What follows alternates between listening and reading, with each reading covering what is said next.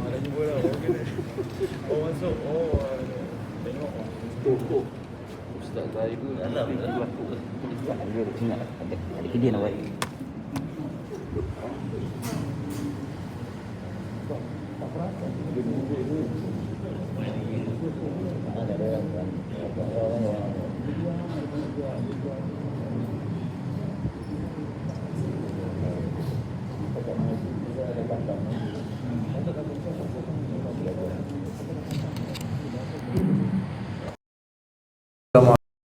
الله وبركاته. الفاتحة. أعوذ بالله من الشيطان الرجيم. بسم الله الرحمن الرحيم. الحمد لله رب العالمين الرحمن الرحيم مالك يوم الدين إياك نعبد وإياك نستعين اهدنا صراط المستقيم صراط الذين أنعمت عليهم غير المغضوب عليهم ولا الضالين. أعوذ بالله من الشيطان الرجيم. بسم الله الرحمن الرحيم.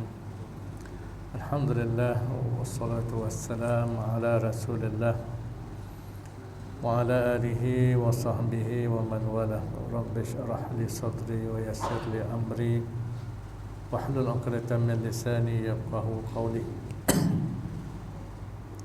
سبحانك لا علم لنا إلا ما علمتنا إنك أنت العليم الحكيم. وحسبنا الله ونعم الوكيل نعم المولى ونعم النصير. لا حول ولا قوة إلا بالله العلي العظيم. لا حول ولا قوة إلا بالله العلي العظيم. لا حول ولا قوة إلا بالله العلي العظيم. أما بعد. قال الله تعالى في القرآن الكريم: أعوذ بالله من الشيطان الرجيم. يرفع الله الذين آمنوا منكم والذين أوتوا العلم درجات. وقال الرسول صلى الله عليه وسلم: إنما العلم بالتعلم والفقه بالتفقه من يرد الله بخيرا يفقهه في الدين. صدق الله ورسوله. Kalau musannif berkata pengarang kitab Penawar Bagi Hati, iaitu Syekh Abdul Qadir Al-Mandiri rahimahullahu ta'ala, mudah-mudahan merahmatinya oleh Allah ta'ala, menafa'ana bi'ulumihi fid daraini amin, dan mudah-mudahan kita mengambil manfaat dengan keilmuannya, dengan ilmu-ilmunya di dunia dan juga di akhirat. Adapun bersangatan kenyang,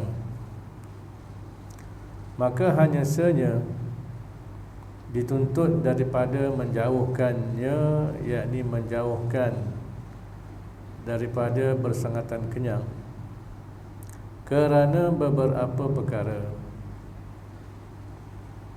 Baik tuan-tuan, kita pada minggu lepas dan minggu-minggu yang sebelumnya kita telah faham bahawa di antara cara untuk kita mensyukuri nikmat Allah Subhanahu wa taala dalam bab perut ni mana dalam bab perut, apa yang kita makan, apa yang kita minum, bagaimana kita makan, bagaimana kita minum, di antaranya ialah dengan cara menjaga perut kita daripada bersangatan kenyang. Kenyang tak ada masalah, makan kenyang itu saluran yang halal, maka ada keharusan. Memanglah nafsu yang ada pada diri kita, pada perut ni nak makan. Maka bila nak makan perkara yang halal, yang harus, maka itu diharuskan. Jadi jangan kita ada satu pandangan yang salah dalam perkara itu. Yang dilarang, dan bukanlah larangan ni larangan yang haram, syaratnya makan perkara, makan benda-benda yang halal, yang harus. Dan larangan ni bukanlah larangan yang haram, iaitu larangan daripada bersangatan kenyang. Bila bersangatan kenyang berarti dia membawa maksud kita tunduk, kita kalah dengan kehendak dan keinginan makan itu sendiri. Kita tunduk dan kita kalah dengan keinginan nafsu untuk makan. Situ yang jadi makruhnya. Bahkan boleh jatuh juga kepada yang haram. Apabila keinginan makan tu tidak dapat terkendali, tidak terkawal, sehingga tidak mempedulikan halal dan haram, maknanya dia boleh jatuh kepada yang haram. Yang ni basic, prinsip yang paling basic yang mesti kita faham. Sebab jangan pula kita akhirnya kita bila mengaji kitab ni kita kata macam dah tak boleh makan pula. Itu salah. Allah Ta'ala menghalalkan banyak perkara, Allah Ta'ala mengharuskan banyak perkara dalam dunia ni yang memang ditundukkan untuk kita, ditundukkan untuk kita sebagai manusia itu sendiri. Jadi jangan sampai kita takalluf, yakni memberat-beratkan diri, ataupun jangan sampai kita ghulu dalam beragama. Kita ghulu ni makna kita melampau dalam soal agama, sehingga kita jauh daripada roh syariat itu sendiri, sehingga kita meletakkan agama ni sukar untuk difahami dan sukar untuk diamalkan oleh manusia. Sedangkan Allah Ta'ala turunkan Nabi kita Muhammad sallallahu alaihi wasallam bawa Islam ni sebagai rahmatan lil alamin, sebagai rahmat, sebagai tanda kasih sayang Allah Ta'ala kepada manusia. Baik, itu prinsip yang penting yang perlu kita fahami. Maka apa yang dibahaskan oleh Tok Guru kita ni, musannif kitab kita ni, ialah dalam soal memelihara diri jangan sampai kita tunduk, patuh, kalah dengan keinginan yang melampau daripada kehendak nafsu itu sendiri. Maka yang pertama, sebab kita kena jaga-jaga, kena menjauhkan diri kita daripada bersangatan kenyang. Pertama, kerana bahawasanya banyak makan itu, maknanya sampai tahap bersangatan kenyang itu sebab bagi keras hati. Sebab bagi keras hati. Tuan-tuan, hati kita ni adalah hakikat diri kita lah. Hatilah yang di dalam hati itu ada keimanan. Dalam hati itulah yang sepatutnya ada ketakwaan. Dalam hati itulah letaknya ilmu. Dalam hati itulah letaknya cahaya, cahaya petunjuk, cahaya kesedaran, cahaya keimanan, cahaya ilmu. Dalam hatilah sepatutnya letaknya akal kita untuk membezakan antara baik dan buruk. Dalam hatilah patutnya ada sifat-sifat yang mulia, yang dikatakan sifat-sifat mahmudah. Maknanya hati ni tuan-tuan, sepatutnya kita letakkan segala jauhar, maknanya segala permata, segala kebaikan dan kemuliaan.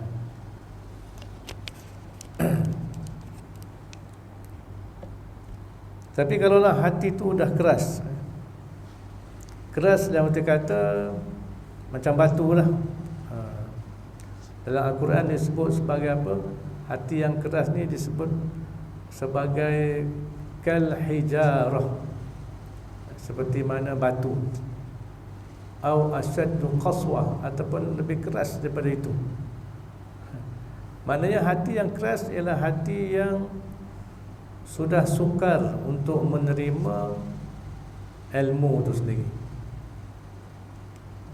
Susah nak terima ilmu, susah nak menerima petunjuk, susah nak menerima nasihat.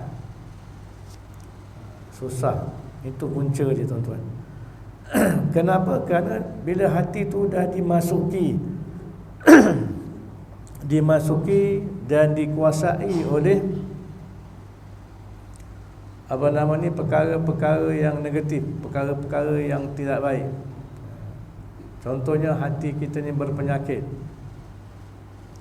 Bila hati berpenyakit ni, maka hati itu akan semakin keras. Penyakit apa tuan-tuan? Penyakit akidah contohnya, yang disebut sebagai penyakit syubhat. Dalam hati ada keraguan, dalam hati ada nifaq, dalam hati ada kekufuran, dalam hati ada syirik, dalam hati ada kejahilan. Ini semua benda-benda berat, benda-benda syubhat dari sudut akidah, dari sudut i'tiqad, dari sudut pegangan, yang menyebabkan hati itu semakin keras. Keras sebab dia dimasuki oleh perkara-perkara yang buruk, yang jahat ni. Bila hati itu semakin keras dengan kekufuran, dengan syirik, dengan nifaq, dengan segala syubhat ni, maka hati itu dah susah nak menerima cahaya keimanan, susah nak menerima cahaya petunjuk dan seumpamanya. Sebab itulah dalam banyak kitab para ulama kita membahaskan apa di antara punca hati ni keras. Apa punca hati keras? Yang pertama, hati jadi keras apabila kita ni terlalu banyak percampuran, terlalu banyak pencampuran dengan manusia, terutamanya manusia yang hatinya pun keras. Kita bercampur, kita berkawan, kita bergelumang dengan manusia yang seperti ini. Bila buka mulut saja, cerita tak ada lain melainkan cerita tentang perkara-perkara yang membawa kepada keras hati. Cerita kebencian tentang agama, cerita kebencian terhadap soal keimanan, bincang tentang perkara-perkara yang menimbulkan keraguan dalam agama dan seumpamanya lah. Mengajak manusia berfikir tentang dunia semata-mata, tinggalkan akhirat. Bicaranya ialah bicara dunia, bicaranya ialah bicara perkara-perkara kekufuran, perkara-perkara yang berbentuk syubhat ni. Maka bila kita banyak bercampur, tak kira lah bercampur kita dalam WhatsApp ke, bercampur kita dalam grup ke, dalam WhatsApp grup ke, dalam Facebook ke, kat kedai mamak ke, ataupun kat kampung kita ke, kat taman kita, campur dengan geng-geng begini, maka tak heran ianya akan mempengaruhi kita. Sebab itulah kita ni sepatutnya circle kita, circle bulatan kita ni sepatutnya dalam hidup kita ni ialah orang-orang yang soleh. Circle kita ni sepatutnya hidup di kalangan orang-orang yang alim. Orang alim ni tak mestilah orang kata tok guru. Susah kita nak jumpa, kita boleh dapat bercampur dengan tok guru, dengan ulama besar. Orang-orang soleh, orang-orang alim ni mungkin di kalangan kita je, ada di kalangan kita. Orang alim ni artinya orang yang berilmu. Dia orang belajar, sama ada dia orang tua ke, dia orang muda ke, ataupun bagaimana, dia berilmu, maka eloklah kita bercampur dengan dia. Orang soleh ni orang-orang yang akhlaknya baik, cakapnya baik, lidahnya bagus, perangainya bagus. Tuan-tuan, mungkin dia saudara mara kita, mungkin dia jiran tetangga kita, maka ini circle hidup kita sepatutnya. Barulah hati kita tak keras, hati kita kan lembut. Contohnya lah jumpa orang kawan-kawan kita yang cerita tentang mati contohnya. Orang yang cerita tentang mati ni tuan-tuan, bila kita bercampur dengan dia, dia suka bercakap tentang mati. Perkara inilah yang akan melembutkan hati kita. Kita ni jadi keras hati antara sebab itu dah tak ingat mati. Bila tak ingat mati, kita tak rasa nak bersiap sedia untuk mati. Kita akan fikir dunia, fikir projek, fikir duit, fikir saham, fikir harta, fikir kereta. Cakap benda-benda dunia semata-mata, sikit pun tak cerita tentang akhirat. Maka tak heranlah hati itu makin keras. Bila hati itu makin keras, tuan-tuan, cuba tengok petandanya dalam diri kita, susah nak terima nasihat, Kita tegur orang boleh, kita balon orang boleh, tapi kalau orang nasihat kita susah nak terima. Itu tanda kerah hati lah tu. Satu. Yang kedua ialah apabila apa punca hati boleh jadi keras, apabila kita ni panjang angan-angan. Panjang angan-angan. Panjang angan-angan ni makna tuan-tuan, dia layan nafsu lah, layan nafsu, angan-angan nafsu tu. Berasa hidup takkan mati, berasa masih kejar dunia lagi. Umur dah 80 ni dah hujung lah. Tak ada orang yang umur 80 baru nak start hidup, tak ada tuan-tuan. Dah hujung dah. Confirm siapa 80 ni confirm lah dah hujung. Tapi angan-angan dia tentang dunia ni masih kuat lagi. Bila angan-angan tentang dunia ni, kekayaan, harta, wanita, kenderaan, rumah, saham, itu yang menguasai diri dia, menguasai hati dia, maka dia takkan fikir tentang akhirat. Dia tak terfikir tentang mati. Orang beginilah yang tak dah umur 80 pun tak jenguk masjid lagi. Umur dah 80 tak jenguk masjid lagi, tak jumpa jalan ke masjid lagi, jumpa jalan ke lain dia. Walaupun masjid tiap-tiap hari lalu depan masjid, tiap-tiap hari dengar azan daripada masjid, tiap-tiap hari kita dengar jemputan daripada masjid. Hayya 'alas solah, hayya 'alal falah. Tu jemputan lah tu. Tapi tak jumpa-jumpa lagi jalan ke masjid. Ini orang begini hati dah keras tuan-tuan. Hati dah keras. Tak suka dengar cerita mati. Apalah, cerita agama ni cerita mati je. Kita masih hidup, ceritalah hidup dia kata kan. Cerita mati je.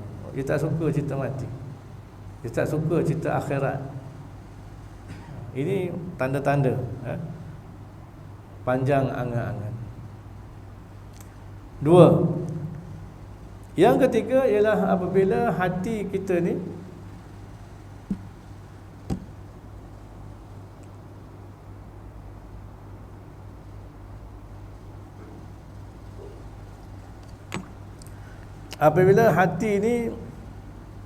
pergantungan dia, sandaran dia tidak pada Allah Subhanahu wa taala. Hati ni bila pergantungan, sandaran tidak pada Allah Subhanahu wa taala. Ini jadi punca kepada kerah hati. Maksudnya apa tuan-tuan? Maksudnya begini. Orang yang suka meletakkan diri dia, apa yang dia dapat buat, apa yang dia capai, orang putih kata achievement dia lah. Faham orang putih kan? Achievement hidup dia tu, dia tak sandarkan pada Allah. Dia sandarkan pada diri dia sendiri. Aku kaya ni sebab apa? Aku pandai berniaga. Aku jadi milioner ni, duit banyak, kereta banyak, bini banyak ni kenapa? Kerana aku hebat, aku pakar, sebab aku banyak ilmu, banyak knowledge, banyak pengalaman. Dia rasa diri dia hebat. Dan dia tak sandarkan apa yang dia ada tu, tak sandarkan achievement hidup dia kepada Allah Subhanahu wa taala. Ini banyak berlaku tuan-tuan. Orang-orang yang dalam hidup ni kita dengar bercakap macam mana? Saya 30 tahun dalam bidang ni. Saya 30 tahun dalam bidang ni. Sebab itulah saya dapat begini. Lidah itu langsung tak sebut Allah, tak langsung tak sebut nikmat Allah, langsung tak sebut anugerah daripada Allah. Semua aku. Saya. Ini berat tuan-tuan. Ini berat. Inilah antara punca boleh bawa kepada hati tu jadi keras. Jadi Allah tu tak ada dalam ingatan diri dia, tak ada. Semua balik pada diri dia. Ini bahaya tuan-tuan. Itu yang ketiga. Yang keempat, para ulama menyebut ialah yang boleh bawa pada keras hati ni, yang kita bincang hari ni lah, poin yang kita masuk hari ni, iaitu kasratut ta'am. Banyak makan. Banyak makan sampai tahap bersangatan kenyang. Sehari itu sentiasa bersangatan kenyang.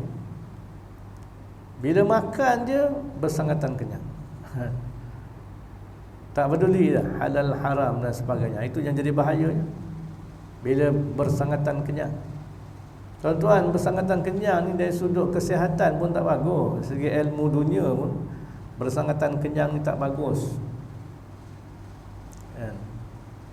Orang Malaysia ni 2 daripada 1, terbalik, 1 daripada 2, maknanya 50% orang Malaysia ni obesity. Mengalami kegemukan. Bila sebut kegemukan ni, takkanlah pasal dia banyak makan angin. Setiap hari makan angin. Orang makan angin ni tuan-tuan, dia tak gemuk, dia kembung perut dia. Banyak angin, makan angin. Sekejap pergi Bukit Tinggi lah, sekejap pergi sekejap pergi Penang lah, sekejap pergi Kota Baru lah kan. Orang begini tak obesity tuan-tuan. Dia cuma kembung je lah, kembung makan angin je. Maknanya kalau dah kegemukan ni, takkanlah makan makan dia sikit, mestilah kerana makan banyak, tak terjaga. Itu kita bahas dari segi ilmu kesihatan lah. Tambahlah kalau kita bicara dari sudut agama, ini yang kita bincangkan dari sudut agama. Kerana bila kita makan banyak, bersangatan kenyang, bukan tak boleh makan jangan kita salah faham. Makanlah. Nak kenyang-kenyanglah, ini cerita bersangatan kenyang. Bila kita bersangatan kenyang, berarti kita pandang diri kita sendiri. Memandang perut kita sendiri, tak peduli perut orang lain. Maka di situ akan timbul macam-macam perkara yang negatif dalam diri kita, perkara yang tak baik dalam diri kita. Antaranya yang kita bincang ni lah, boleh menyebabkan hati itu jadi keras. Kenapa? Sebab hati itu dikuasai oleh nafsu. Ini yang kita minta berlindung pada Allah Subhanahu Wa Taala. Bila hati dikuasai oleh nafsu, tuan-tuan, memang akal pun jadi bodoh. Nafsu yang kontrol kita. Pertimbangan akal pun jadi hilang. Segalanya makan. Segalanya cari makan. Segala-galanya untuk makan. Hidup untuk makan. Kalau makan untuk hidup tak apa, tapi hidup untuk makan. Ini yang menjadikan hati keras.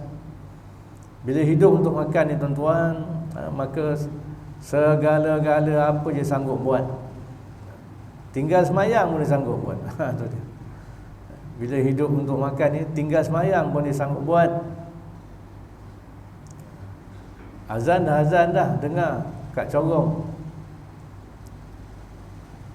Depan ni ada customer, ada 10 orang tengah order burger kan.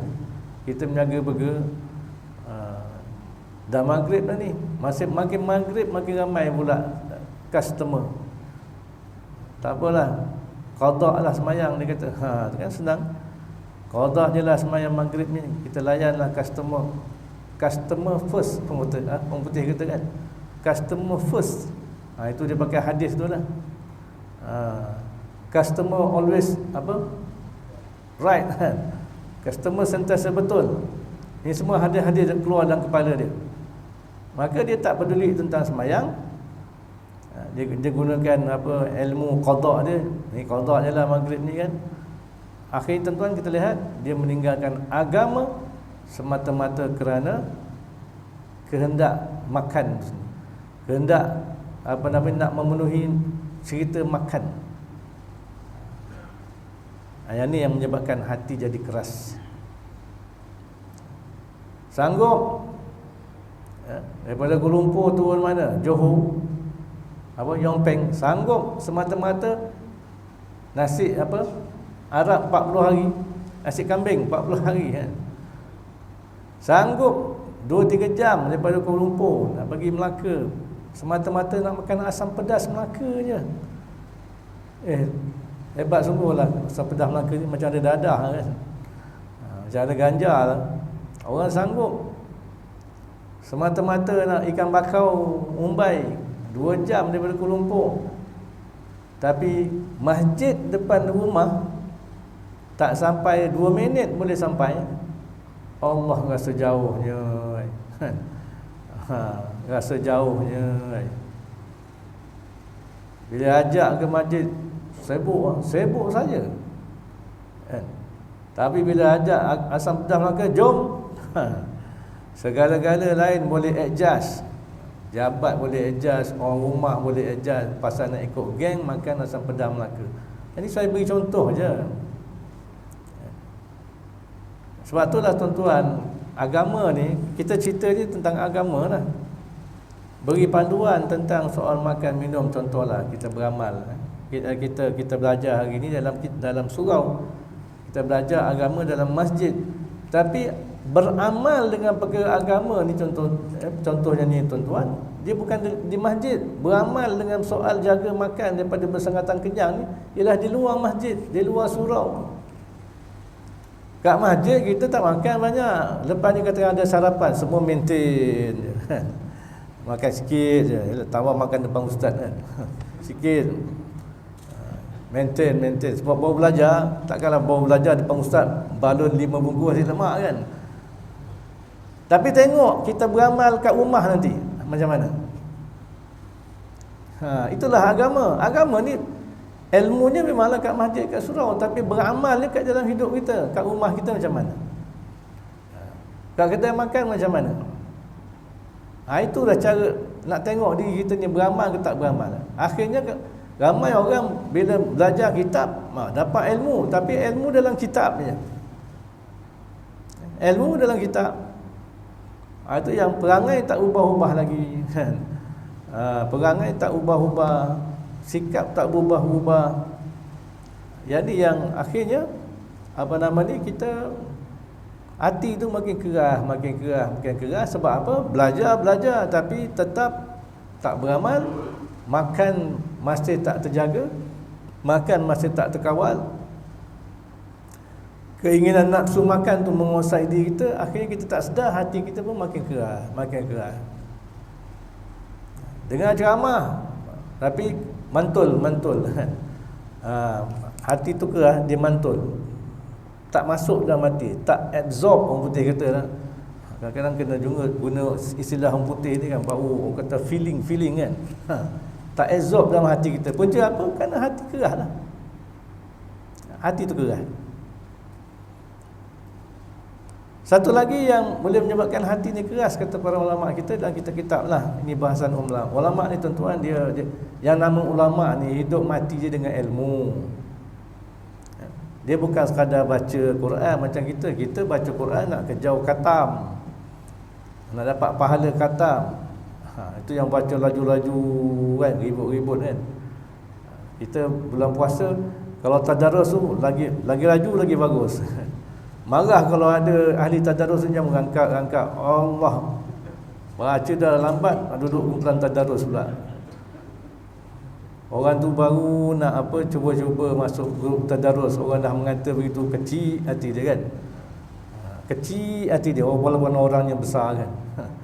Orang Melayu ni tuan-tuan baik-baik cakap, lebih cakap hati dia kecil je. Salah-salah cakap jadi jauh hati. Yang paling bahaya jadi patah hati. Orang Melayu baik-baik. Yang paling bahaya sekali apa? Makan hati dan jantung. Lagi dah bahaya kan. Jadi orang Melayu ni patutnya kalau dia dah nak mengaji tu, kita pupuk dia supaya dia lebih rajin mengaji, bukan kita balun dia. Jadi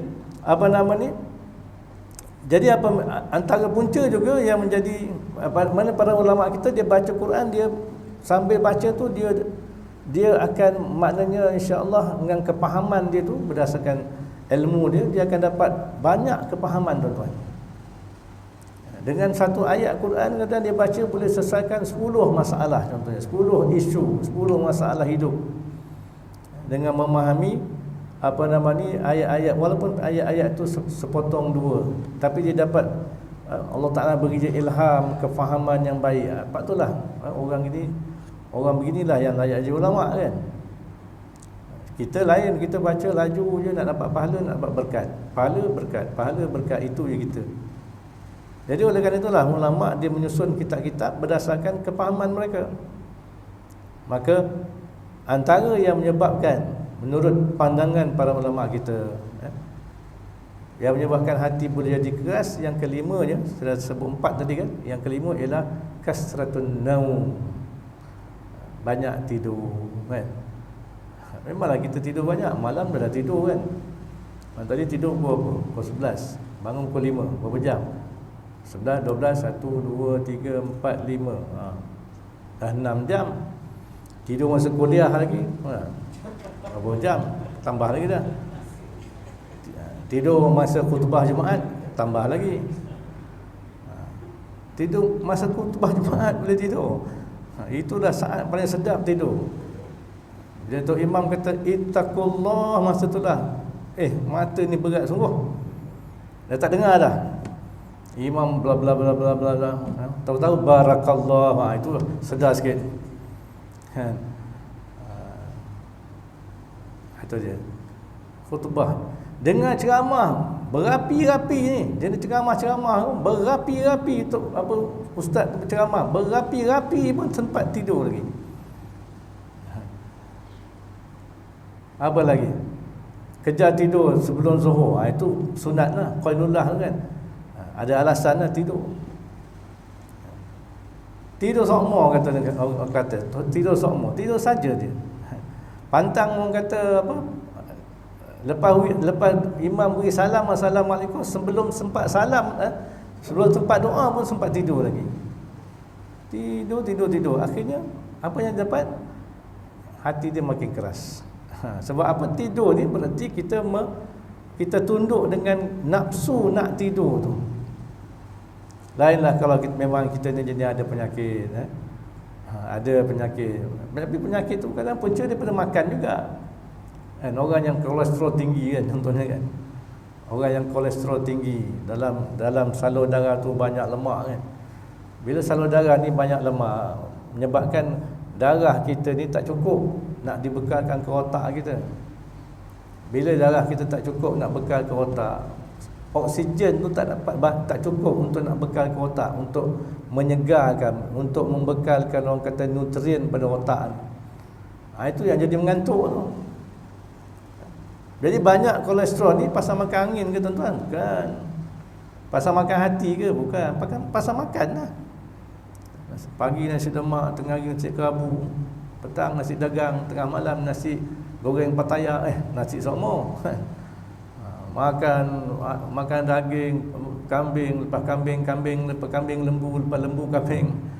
Makanan juga balik pada makan. Akhirnya kolesterol banyak, maka timbul penyakit.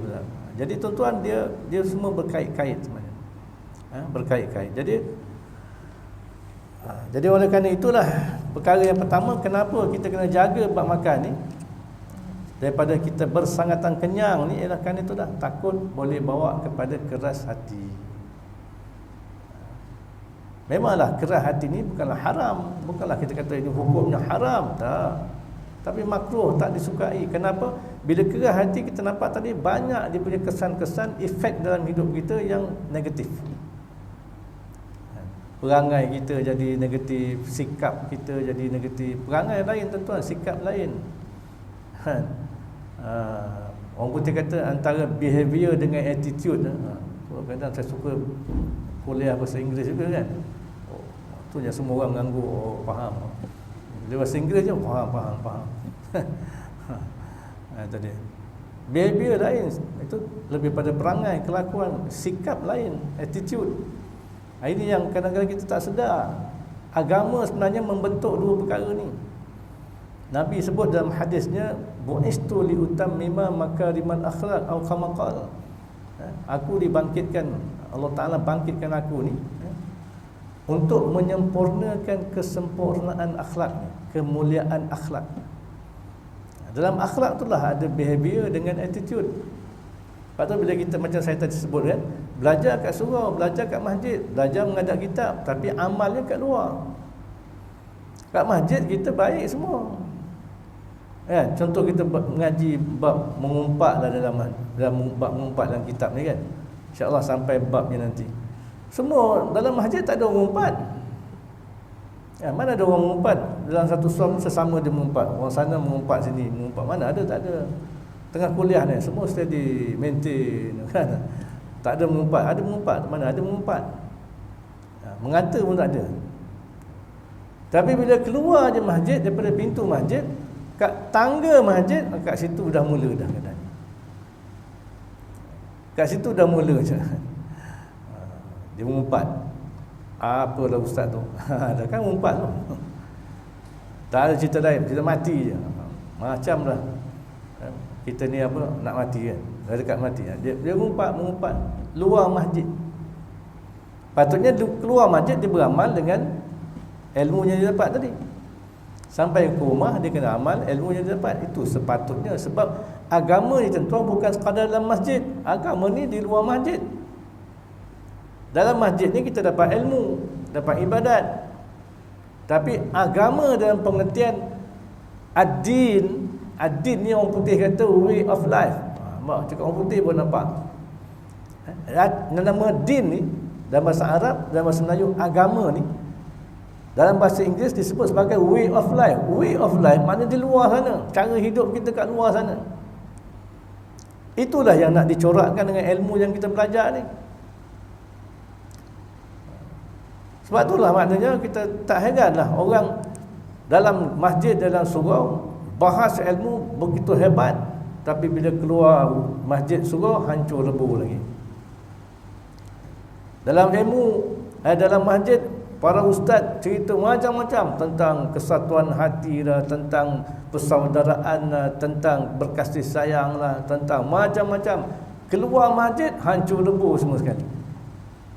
Orang tak peduli kasih sayang ke, tak peduli persaudaraan ke, tak peduli tentang kesatuan agama ke apa dan sebagainya. Sebab itulah kita sepatutnya bila makin banyak mengaji, makin banyak ilmu, makin banyak ustaz ceramah, makin banyak, makin aktif, makin meriah apa pengajian-pengajian ni, sepatutnya orang semakin baik. Tapi kita tengok kalau dalam medsos sekarang ni, ustaz-ustaz pun bergaduh kan. Imam dengan imam pun bergaduh, jemaah dengan jemaah pun bergaduh, surau lawan surau pun ada, masjid lawan masjid pun ada. Mana letak agamanya? Mana letak ilmunya? Ini yang berlaku sekarang. Mungkin dulu kita tak tahulah kan, zaman kita orang lama-lama ni. Dulu kita tak tahu sebab apa. 60-an dulu tak ada medsos. Tahun 70-an tak ada medsos. Masa tu 70-an yang ada sos je, sos tomato kan. Orang Melayu baru nak pandai buat sos tomato kan. Tahun 70-an orang Arkam masa tu baru memperkenalkan sos tomato Arkam.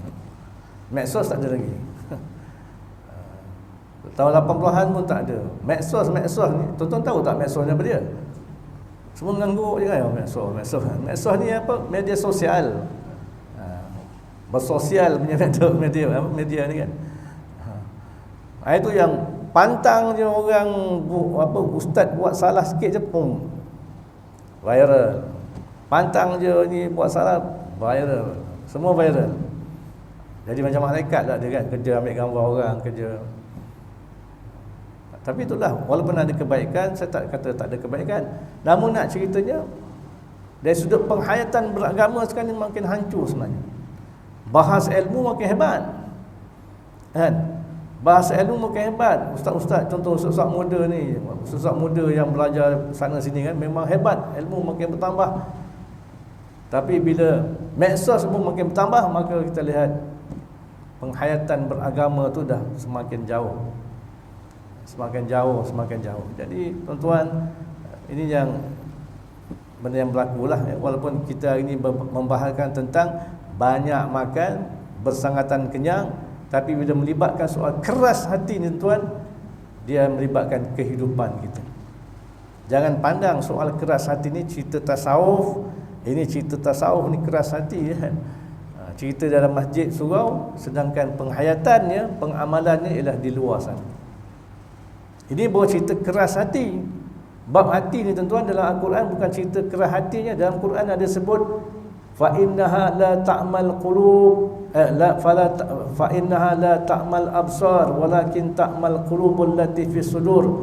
Allah Taala sebut dalam Quran, hati ni bukan soal soal keras hati macam saya sebut tadi, ibadat batu yang keras. Allah Taala juga sebut hati ni ada hati yang buta tuan-tuan. Buta hati pun ada. Dalam Quran ada sebut hati yang tertutup, khatamallahu ala qulubihim, yang tertutup, yang kena patri. Hati yang tertutup, hati yang kena patri. Dalam Al-Quran ada sebut hati yang gelap. Dalam Quran ada sebut tentang hati yang berpenyakit. Fi qulubihim maradun fazadahumullahu marada. Dalam hati mereka banyak penyakit. Maknanya ada cerita dalam Quran, ada cerita banyak penyakit dalam hati manusia ni, dan penyakit tu bertambah-tambah pula. Cerita hati je tuan-tuan, berjam kita nak ceritanya. Ini semua yang Allah Ta'ala sebut, bukan saya sebut, Quran sebut. Quran cerita, hadis sebut lagi banyak lagi. Maknanya tuan-tuan banyak perkara yang kita tak tahu. Maka insya-Allah mudah-mudahan kita istiqamahlah dengan pengajian-pengajian seperti ini untuk kita dapat petunjuk daripada Allah, baiki diri kita, sebab kita pun dah tak lama lagi kan. Dah tak lama dah. Jadi mudah-mudahan dengan itu kita akan dapat beramal, memperbaiki diri kita sebelum kita bertemu Allah Subhanahu wa taala. Sekadar itu insya-Allah, wallahu a'lam. La ilma lana illa ma 'allamtana innaka antal alimul hakim. La hawla wa la quwwata illa billah al-aliyyil azim. Any question? Do you have any question? No question. Bismillahirrahmanirrahim. Alhamdulillahirabbil alamin. Wassalatu wassalamu ala asyrafil mursalin wa ala alihi wa sahbihi ajma'in. Allahumma arinal haqqa haqqan warzuqna ittiba'ah wa arinal batila batilan warzuqna ijtinabah. Allahumma nawwir qulubana binuri hidayatik kama nawwatal arda binuri syamsika wa qamarika abadan abada birahmatika ya arhamar rahimin. Allahumma zidna ilma warzuqna fahma. Rabbana atina fid dunya hasanah wa fil akhirati hasanah wa qina azaban nar. Wa sallallahu ala sayyidina Muhammad wa ala alihi wa sahbihi wa sallam. Walhamdulillahi rabbil alamin.